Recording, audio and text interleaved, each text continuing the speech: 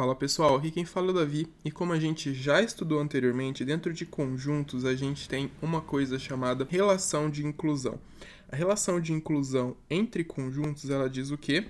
Que se você tem um conjunto A e um conjunto B, A está contido em B se todos...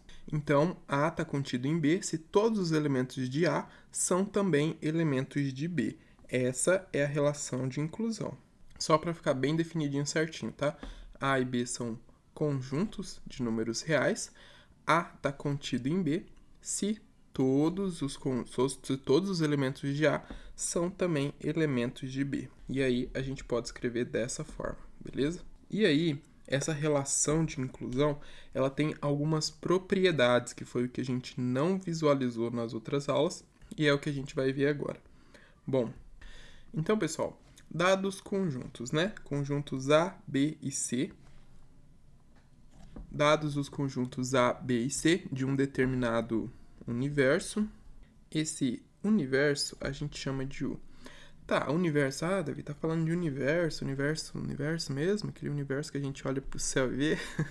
Quer dizer, a gente olha pro céu e não vê universo nenhum, né? Mas enfim, se tiver de dia, então... Ai, tá, tô falando bobagem já. Conjunto universo é o conjunto de todos os elementos que a gente está trabalhando. Por exemplo, digamos que o meu universo seja o conjunto dos números reais. Então, digamos que eu tenho aqui um universo, eu represento sempre quase sempre, né, com um retângulo assim, um quadrado, sei lá o que você preferir. A forma que você preferir, mas geralmente é um retângulo, eu chamo de universo. Dentro desse conjunto universo, eu vou ter outros conjuntos. Por exemplo, eu poderia dizer que o meu conjunto A é igual ao conjunto dos números inteiros. Poderia, porque o meu conjunto universo é igual ao conjunto dos números reais. Então, os inteiros está dentro dos números reais. Tranquilo. Poderia dizer também que eu tenho um conjunto B que é igual aos naturais. Os naturais está dentro do meu universo, que é o conjunto dos números reais, está dentro do meu conjunto dos números inteiros também, né? Poderia colocar também os números irracionais. Bom, os números irracionais, eles estão dentro dos números reais, né? E aí tá tudo ok. O meu universo é o conjunto dos números reais. Se eu tenho um universo de lápis, universo L, com muitos lápis de cor, aí eu posso ter o conjunto, que eu vou representar aqui, lápis de cor amarelo. Deu pra entender, né? E aqui, lápis de cor azul. E aqui, lápis de cor vermelho, que é só os que eu utilizo. Então, é isso. Conjunto universo é o conjunto de todos os elementos que a gente está trabalhando, né, naquele assunto, sei lá, seja o que for. E aí a gente pode, dentro desse universo, enfim, pode entender o universo como um conjunto super grandão, que a gente vai pegar vários subconjuntos lá dentro, tanto faz. Acho que ficou claro, né? A noção de universo. Isso aqui, ó, é só para garantir a formalidade mesmo, tá? Mas aí o que a gente vai ver aqui é a propriedade reflexiva. A propriedade reflexiva, ela diz o seguinte. A propriedade reflexiva diz que se eu tenho um conjunto A, então esse conjunto A, ele está contido dentro do próprio A. Essa é basicamente toda a propriedade reflexiva. Imagina que você tem um conjunto A igual com os elementos 1, 2 e 3. Bom, eu sei que A está contido dentro dele mesmo, não é mesmo? Porque A tem os elementos 1, 2 e 3, 1, 2 e 3 está contido dentro de A, então A está contido dentro dele mesmo. Essa é a propriedade reflexiva, tá bom?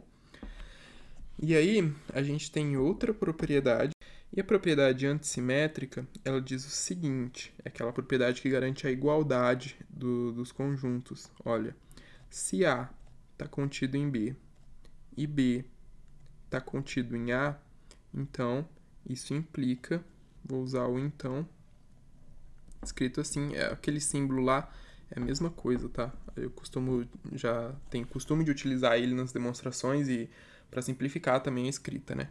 Então, A é igual a B. Essa é a propriedade que a gente chama de antissimétrica. E a gente já visualizou isso daqui. Imagina que você tem um conjunto 1, 2 e 3. Nas aulas, galera, na aula lá, Eu dei uns exemplos muito legais, acho que ficou bem didático aquilo lá. Não lembro qual aula é, mas assiste aí na sequência, tá tudo na playlist. Se quiser aprender matemática mesmo, assiste na sequência. A gente tem o quê? A contido em B. Bom, para A estar contido em B, eu tenho que ter um elemento B, um conjunto B aqui, né? Beleza. A está contido em B. Então, eu sei que B possui todos esses elementos aqui. B possui o elemento 1, 2 e 3. E também, B está contido em A. Já que A foi o meu conjunto dado, deixa eu colocar o A de outra cor aqui. A foi o conjunto dado. Ele é imutável. Não consigo mudar o A, mas eu consigo mudar o B. Tá legal. Vou tentar achar um conjunto B que satisfaça isso daqui, tá? Um conjunto B tal que A está contido em B e B está contido em A. Então, o número mínimo de elementos que eu posso ter em B para que A esteja contido em B é 1, 2 e 3, certo? B tem que obrigatoriamente ter os elementos 1, 2 e 3, assim eu tenho que A está contido em B. Se eu adiciono o elemento 4 aqui, continuo tendo A contido em B. Isso aqui continua sendo satisfeito. Beleza, maravilha. Se eu adiciono vários outros elementos, continua sendo satisfeito. Mas já não satisfaz essa segunda. Por quê? Porque eu tenho o elemento 4, eu tenho o elemento 5 aqui agora. E não tem esses elementos dentro de A. Lembra que A é imutável, né? Estou tentando só encontrar um conjunto B que satisfaça essas duas condições aqui. Já não satisfaz mais, porque eu tenho um elemento que não tem A. Então, B não está contido em A. A única forma que B está contido em A, a única forma que eu encontro para que isso aconteça é que B contém os elementos 1, 2 e 3. Aí, a partir de agora sim, agora sim, satisfaz essa condição. E aí, obviamente, eu tenho que A é igual a B. Não tem outra escolha. A tem que ser igual a B. Porque o único B que existe... Entenderam, né? Acho que o exemplo foi legal. Bom, qual que é a próxima propriedade? Propriedade transitiva, pessoal. O que a propriedade transitiva diz pra gente? Se você tem um conjunto, A contido dentro de um conjunto B, e esse conjunto B está contido dentro de um conjunto C, então A está contido em C. Essa é a propriedade... Não vou colocar aqui, não, já coloquei em cima. Essa é a propriedade transitiva. Vamos tentar ver um exemplo, tá? Vou pegar um conjunto A, vou pegar um conjunto B, vou criar esses conjuntos de forma que A esteja contido em B, para que eu satisfaça essa primeira condição aqui. A está contido em B, então eu posso ter os elementos 7, 8, 9 aqui em A. Então, B tem que obrigatoriamente conter os elementos 7, 8, 9, mas vou adicionar mais alguns aqui. Ele tem o elemento 11 também. Então, eu sei que B está contido em C. Para que B esteja contido em C, C tem que ter obrigatoriamente os elementos de B. Então, ele tem que ter 7, 8, 9. Coloquei muito elemento, agora tem que escrever muito, né? 12, 13 aqui eu vou colocar. 31, vai. Então, eu tenho que B está contido em C, certo? Olha aqui, todos os elementos de B estão aí dentro de C. Então, olha só, eu não tenho aqui dentro de C os elementos de A, 7, 8, 9. 7, 8, 9. E aí, A está contido em C. Galera, esses exemplos que eu estou dando aqui para vocês, isso serve para ilustrar a propriedade, serve para vocês visualizarem, tá, o que está acontecendo. Mas isso não prova nada, não demonstra nada, ok? Vamos ver mais algumas características. Essa propriedade transitiva é uma propriedade muito importante, porque na lógica ela é utilizada como forma de raciocínio. Por exemplo, digamos que a gente tenha um conjunto A. Vamos colocar coisas que a gente está acostumado a trabalhar, né? O conjunto A vai ser o conjunto dos números naturais, beleza? O conjunto B vai ser o conjunto dos números racionais, certo? E o conjunto R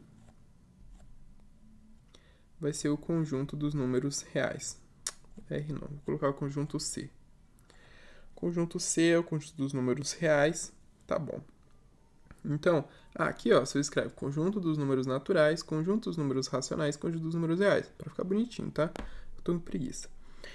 Então, galera, dentro da lógica, usando a propriedade transitiva, o que que a gente tem? A gente tem que, se o conjunto dos números naturais está contido dentro do conjunto dos números racionais e o conjunto dos números racionais está contido dentro do conjunto dos números reais, então os números naturais está contido dentro dos números reais. Beleza? E é assim que a gente utiliza isso na lógica. Por exemplo, a gente podia usar diagramas também, né? A gente teria aqui o conjunto dos números reais, aí a gente teria o conjunto dos números racionais, e dentro a gente teria o conjunto dos números naturais. E aí você pode usar para qualquer coisa, por exemplo, seja A o conjunto dos piauenses e B o conjunto dos brasileiros, e C o conjunto dos sul-americanos. Então, tipo assim, digamos que você tem aqui, ó, sul-americanos, SA, vou colocar. Aqui dentro você vai ter o conjunto dos brasileiros e aqui dentro você vai ter o conjunto dos piauenses. Então, se ele é piauense, logo ele é brasileiro, logo ele é sul-americano, tá bom? E é assim que a gente utiliza essa condição, né, para tirar conclusões lógicas. Na próxima aula, a gente vai estudar o que é o complementar de um conjunto, tá? Então, eu vejo vocês lá. Não esqueçam de se inscrever e compartilhar esse vídeo nas redes sociais, tá bom? Até o próximo vídeo.